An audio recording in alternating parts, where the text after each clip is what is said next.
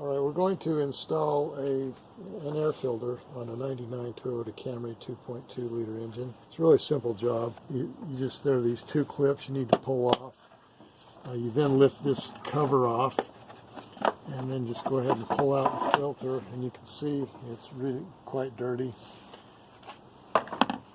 We'll then go ahead and install this new filter. I got this at Amazon. See how nice and clean it is. Now the product number is a PAB 7351. Again, this is an air filter, a Pentius, and got this on at Amazon.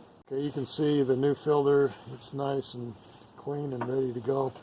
You just lift up this, slide the filter in, and then if you can see back here, there are a couple of clips you need to slide this into. Once you slide that in, then you can push the clips on. Make sure that doesn't slide underneath. Make sure it gets nice and lined up, and then go ahead and close it up.